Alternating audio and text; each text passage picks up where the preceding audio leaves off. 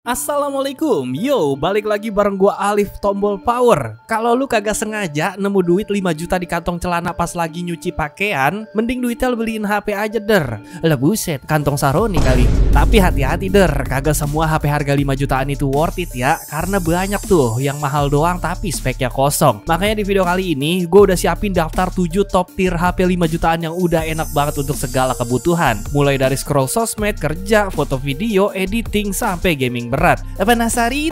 Lah gasin 7 top tier HP 5 jutaan September 2025 versi Tombol Power.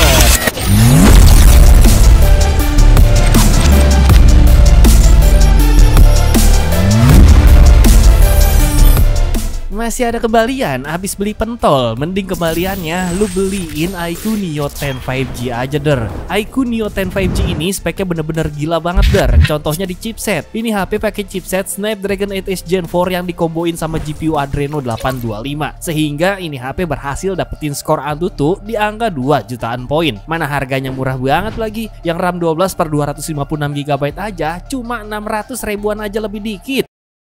Lah iya, lebihnya 5 juta. Kalau lu minat, usahakan belinya di official store ya der. Dan link pembelian yang ada di deskripsi video ini merupakan link Shopee official store Vivo iQOO. Soal layar sebetulnya kagak spesial-spesial amat ya, di harga 5 jutaan. Speknya AMOLED 6,78 inci 1.5K 144Hz dengan tingkat kecerahan hingga 5500 nits yang bikin visual di layar bakal tetap kelihatan jelas walaupun kena sorot matahari yang silau. Beralih ke kameranya, iQOO Neo 10 5G ini ngebawa dual kamera 50 megapiksel bersensor Sony IMX882 yang hasil fotonya itu kayak gini nih. Cakep sih ya der, buat HP yang fokusnya ke performa. Nah buat rekam video juga aman aja der, stabil banget OIS-nya. Kesimpulannya iQOO Neo 10 5G ini cocok banget dah buat lu yang doyan gaming sama kamera tipis-tipis. Kalau buat kerja multitasking, buka tutup aplikasi mah udah aman lancar jaya karena RAM 8GB-nya udah bertipe LPDDR5X dan storage 256GB-nya juga udah bertipe UFS 4.1. Kekurangan dari iQOO Neo 10 5G ini tuh baterai T-Rex 7000 mAh-nya kagak terlalu awet alias rada boros der. Tapi tenang aja karena kalau lowbat ngecas dari 0 ke 100% cuma makan waktu sekitar 40 menitan doang berkat dukungan fast charging 120 wattnya.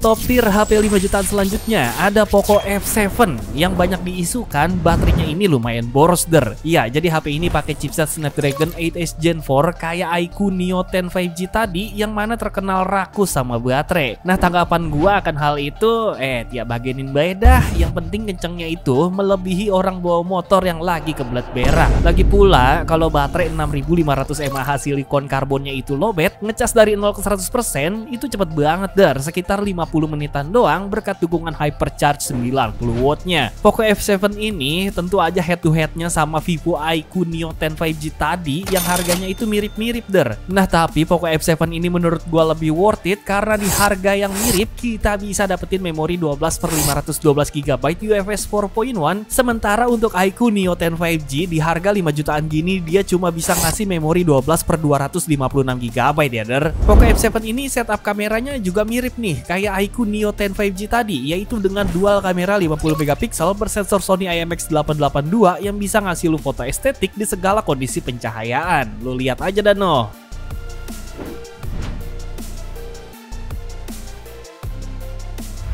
Buat ngerekam video juga aman banget, stabilizernya ini kelas banget dah, nyerempet flagship kata gua teh. Hal penting yang paling menonjol dari Poco F7 ini tapi jarang orang tahu, yaitu di aplikasi bawaannya udah bebas iklan. Jadi enak banget nih, udah kagak ada iklannya lagi ya. Nah kekurangan dari HP ini yang lumayan bikin jengkel menurut gua cuma di absennya fitur bypass charging, bodinya rada berat di 215 gram, refresh rate dan kecerahan layarnya kalah sama iQOO Neo 10 5G, baterainya rada boros, sama kurang duit aja alias belum mampu buat beli.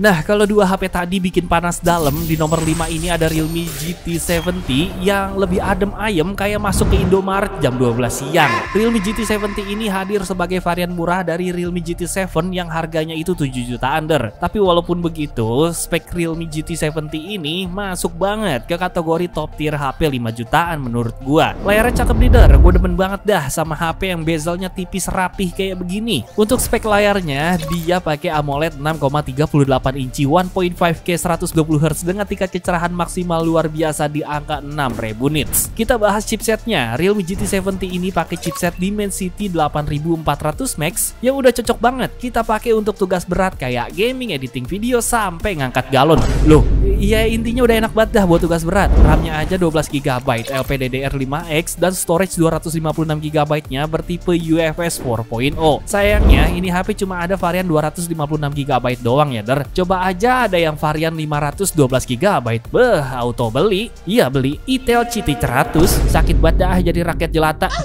Kayak yang udah gue mention di awal, Realme GT70 ini adem ya, der, karena back covernya ini berbahan graphene yang dibikin spesial sama teknologi iSense yang mampu dinginin 360 derajat permukaan bodinya secara efisien. Udah kenceng, bodinya dingin, dikomboin juga lagi nih sama baterai T-Rex 7000 mAh berteknologi silikon karbon yang artinya walaupun baterai ini HP gede, tapi bodinya tetap bisa kelihatan tipis, der. Oh iya, karena ini HP kagak gampang panas, otomatis baterainya ini jadi awet seharian lebih ya, der. Dan kalau lowbat, ngecasnya juga cepet banget, dari 0 ke 100% cuma butuh waktu 40-50 menitan doang berkat fast chargingnya yang udah 120 watt. Oke, kalau lu mau beli, link pembeliannya ada di deskripsi ya, der.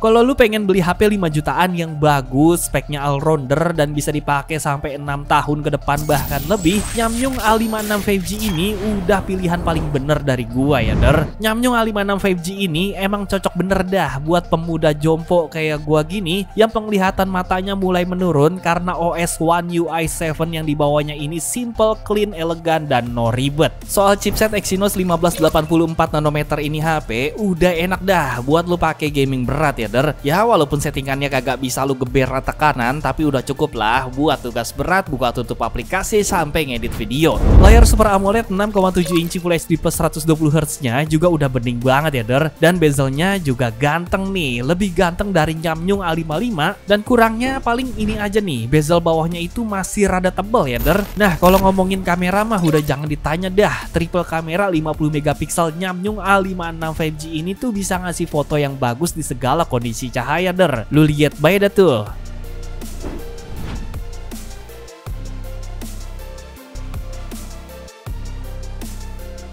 Buat rekam video juga stabilizernya udah kayak kelas flagship ya, anti goyang dompet.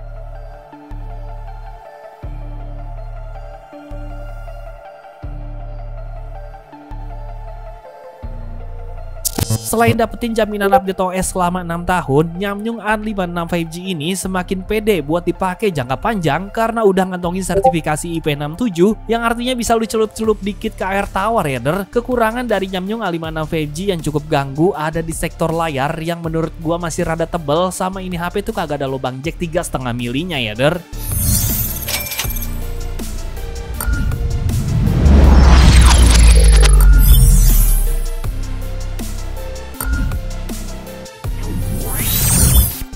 Next ada Honor 400 5G yang jadi hidden gem dari Huawei di kelas 5 jutaan yang punya resolusi kamera gila di 200 megapiksel, der. Ya, jadi si Honor 400 5G ini emang cuma ngebawa dual kamera doang, tapi setup lensanya itu gila dengan resolusi 200 megapiksel bersensor ISOCELL HP3 dan lensa kedua 12 megapiksel sebagai ultra wide. Kalau kita pakai buat foto, hasilnya menurut gua bagus, tajam, dan punya akurasi warna yang natural juga di segala pencahayaan. Lensa 200 megapikselnya ini juga bisa ngezoom sampai 30 kali dengan hasil yang lumayan minim noise. Buat rekam video tentu aja udah stabil karena ada OIS-nya, anti goyang dompet dah pokoknya.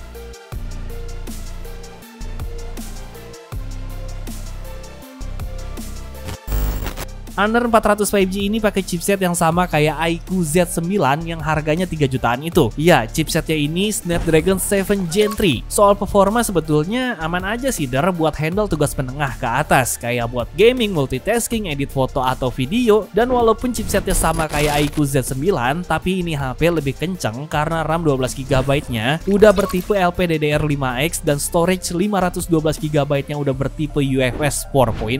Spek layar AMOLED 6,55 inci Full HD plus 120Hz-nya juga cakep dan terang karena bisa sampai 5000 nits, yang pastinya udah nyaman banget lu pelototin seharian mengingat baterainya juga babon berkapasitas 6000 mAh plus dukungan fast charging 80W. Kalau ngomongin jangka panjang, Honor 400 5G ini harusnya susah rusak ya der, karena udah ngantongin sertifikasi IP66 anti debu tahan air dan jaminan update OS-nya itu kayak nyambung selama 6 tahun ke depan untuk OS maupun patch keamanan.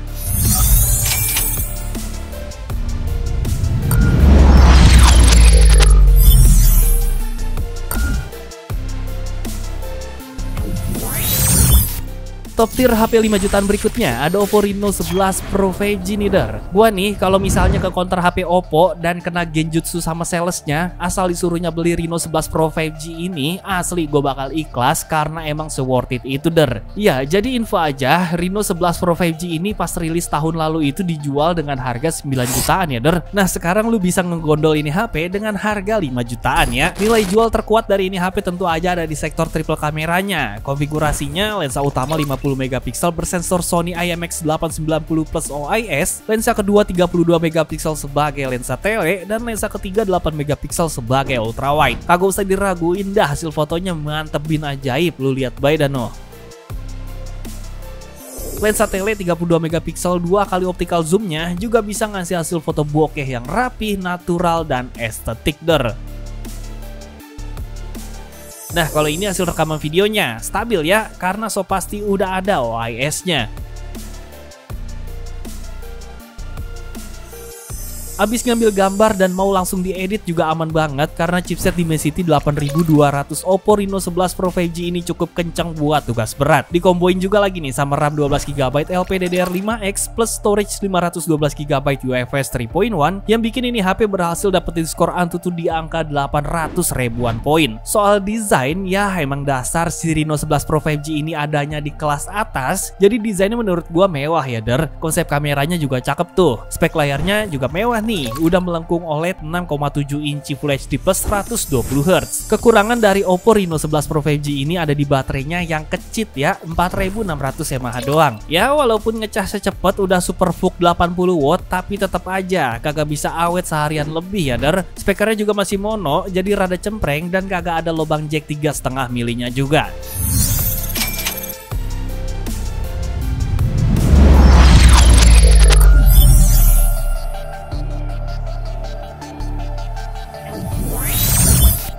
Xiaomi 14T ini tuh berdarah flagship ya der, jadi jangan heran dah kalau triple kamera belakangnya udah pada dilabelin sama Leica. Untuk setup kameranya ada lensa utama 50 megapiksel Sony IMX906, lensa kedua 50 megapiksel sebagai lensa tele, dan lensa ketiga 12 megapiksel sebagai ultrawide. Lengkap nih lensanya, gurih banget dah buat foto-foto, lu lihat aja dan noh.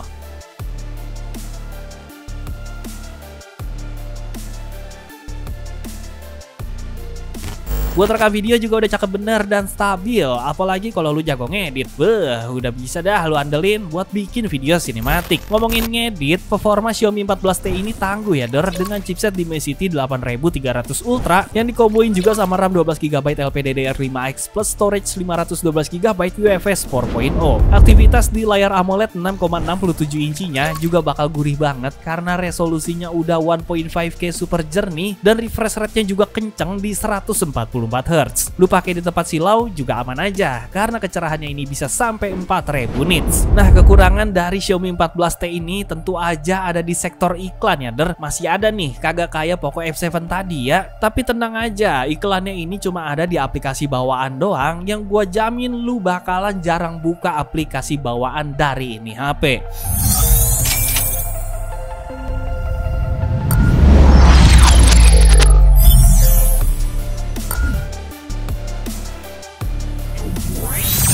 Tamat, ending yang sangat membagongkan. Pesan yang bisa kita ambil dari video kali ini adalah tetaplah jadi orang ceria dan lucu walaupun belum bisa beli HP 5 jutaan. Karena orang humoris itu hidupnya akan bergelimang, haha.